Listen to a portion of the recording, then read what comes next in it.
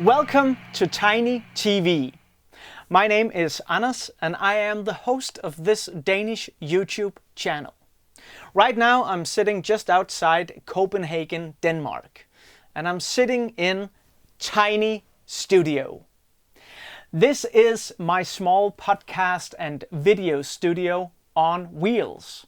And usually I roam around all of Denmark at all the great summer festivals, interviewing musicians about music and life, and perhaps offer them something cold to drink or a nice talk with my little dog, Bowie-Jett, who you will meet later. But COVID-19, the corona pandemic, has done that all the Danish festivals are cancelled. Bummer. I won't get to meet a lot of the people that I respect and adore in the music business, and I won't get to do what I love doing the most, talking about music. So therefore, I'm in Tiny Studio all over the summer now, and I'm gonna call people on Skype or via telephone, and I'm gonna do interviews with a lot of interesting musicians. Now, usually I would do an intro like this in Danish, because we are in Denmark and my primary audience is Danish, yet at least. But from time to time I will do interviews with some of the great stars of music, especially metal and rock, in English. And I will do a playlist called English Interviews for all of you that are interested. So if you like what you see here on Tiny TV, please do subscribe, and I'll do my best to do some stuff in English for you guys as well. But now it's time to go back to the future. I was just about to say that, but that's what happens when English is not your first language and you're not that fluent. No, it's time to rewind the clock and go back to 2 days ago, where I interviewed Corey Taylor about his coming solo album, CMFT. He just released 2 songs from this quite exciting, quite different solo album. One of them is like, I don't even know what to call it. Don't need nothing. I said I don't need nothing. I don't need nothing. So who you wanna have? Don't need nothing. I said I don't need nothing. The music video is just really dope. Well, in this interview, beside me being absolutely stoked that Corey Taylor gets to meet my dog, Bowie-Jett, we talk about this new album and also about how the metal scene and the hip-hop scene, at least in America, is perhaps sharing some DNA. So thank you for watching. Please do subscribe or give a like, share with your friends. If you like what you see, tell it to the whole world. If you don't like it, tell it to me. And now it's time for a great interview with Corey Taylor. So, cool. Thank you so much for joining me, man, and congratulations on the new album. Oh, thank you, man. Thank you. Well, first question, obviously, you're the lead singer of successful hard rock and metal band Stone Sour and the hugely successful band Slipknot, and you had various features all over the world. You do a lot of creative stuff. Why do a solo album now? Well, I mean, it wasn't, it's funny because I keep telling this story, and it's very true. It was something I hadn't even really considered until I just kept getting asked about it. I kept getting asked in like the press and by fans and whatnot, and they kept going, have you ever thought about doing a solo album? And at first I was like, no, not really. But then the more you think about it, you're like, well, what would a solo album sound like? Like what would I do? And that's when I realized is that I basically had a built-in solo career anyway, because I had all these songs that I've written over the years that didn't fit with either band, and I hadn't been able to, kind of to give to other bands to record. So I basically had this whole stockpile of songs ready and willing for a solo career, And then, once I really made the decision to go for it, that's when I realized, well, I don't have to worry about anything because I've got plenty of material. Yeah, I've listened to the album all day today, and my headline would be Corey Taylor is having shitloads of fun. Is that true? Yeah, very much so. Yeah, dude.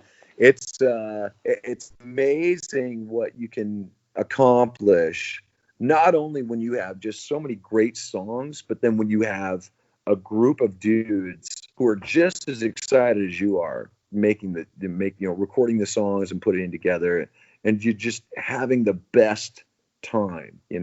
Plus, these are guys that I've known for, some of these guys I've known for almost 20 years, and we're great friends, and we have done so many cool things over the years that this is just another reason for us to be, good friends.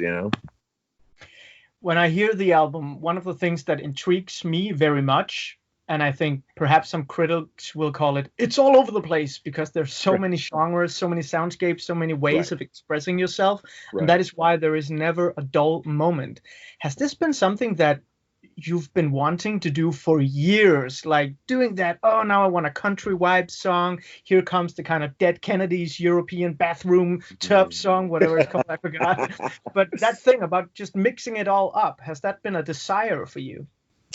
Uh yeah, probably. Yeah, man. I mean, definitely maybe unconsciously, you know. But I tell you, I mean, once I really started, kind of thinking about making this album, that was definitely what I wanted to do.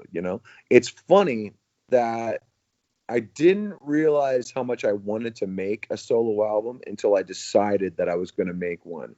And then it really became something that I really got focused on. And I knew that if I was going to do one, I wanted to walk people through my influences, the stuff that I loved when I was growing up, the stuff that I loved listening to, and the various things that I've taken from the bands that I grew up loving, and that has really influenced my songwriting. So that's why the album, even though it feels very, very different, it has a cohesion that really kind of ties everything together.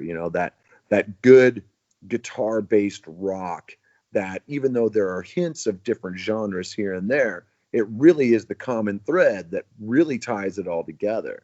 And you mentioned the fact that there are so many different genres there, but you can do that when you have that same kind of approach and the same kind of focus on the song itself, not just the genre.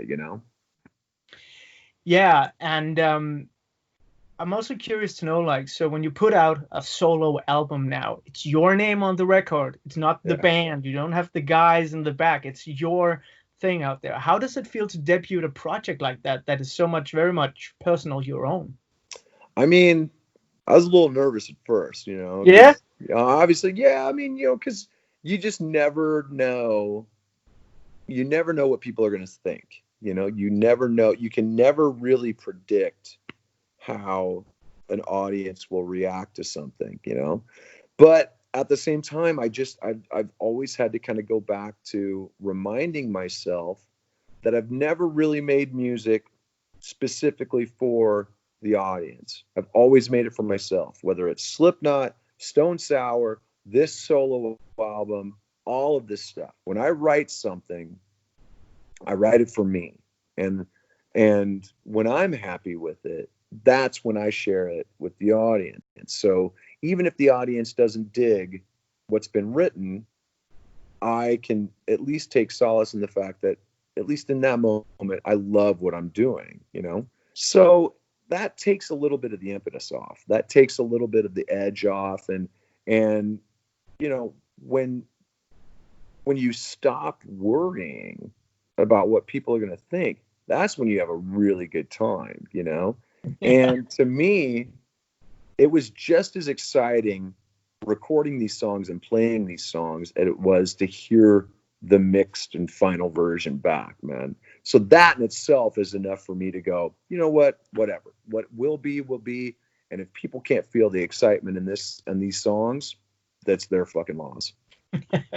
Well, I feel the excitement, and one of the things I really dig is I grew up in the '90s, the era of a lot of crossover in metal, Right, and right. I really loved it. I loved hip hop, I loved heavy metal, and in the Yeah. '90s you saw a lot of collaborations. So for me, Ozzy doing Post Malone things is just awesome, and you with Tech Nine and Kid Boogie, that Right. song, man, it's just it blew my mind so much, especially because it's on an album that has so many various different Right, things. right, right.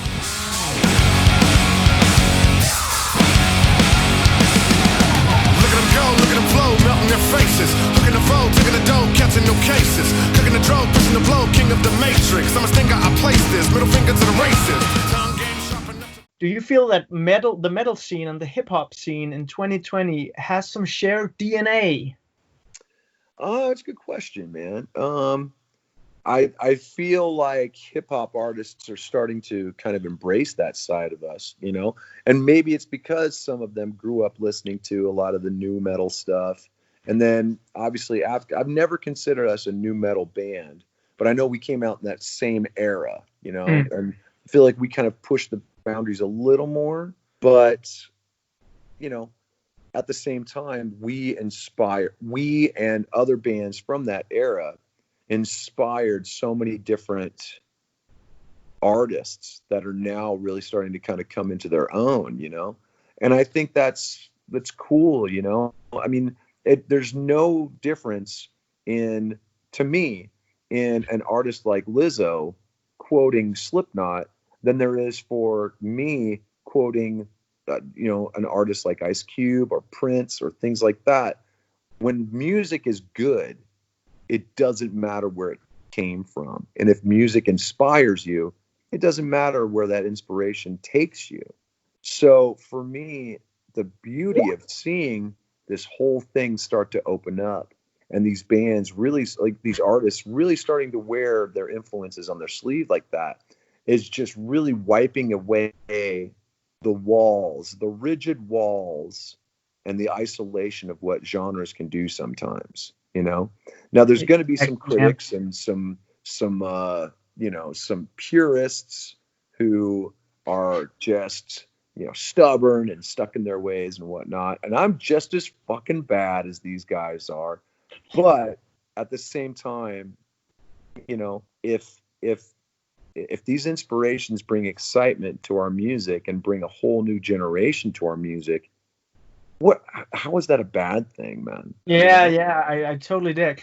Before we end the interview, I have someone you need to meet. Just a sec, Corey. Okay. Just a sec. Because I noticed you have a lot of dogs on Instagram. Hi, Bubba. This is Bowie-Jett. Hi, Bowie-Jett. Yeah, named after David Bowie and John Jett. We couldn't agree who was the coolest. Well, you know what? That's a beautiful name. Yeah. And you see, she hates being picked up. Oh, She's I can tell. I can tell. And she's like, don't you fucking pick me up. No, hey, but... little girl. Hi, baby. Say hi to Corey. Hi there. Oh, hey, baby. Yeah. You're beautiful. Thank you. Yeah. Thank you so much. No worries, when man. checking out your Instagram, there's a lot of dog action there. I'm a dog guy, so I love it. Yeah. If I could just keep these dogs from chewing holes in my underwear, man, it's just bumming me out. For real. Oh, that's so great, man. So great to hear. And great talking to you. Congratulations again on the new album. It's thanks, man. another achievement in the Corey Taylor history, man. Here's to hoping. I just hope people dig it, man. I'm sure they will. I mean, definitely my kind of people, they will dig it. Very cool. That's all that matters, man. No worries, Thank man. you so much. No worries, man. Take it easy, buddy. See ya.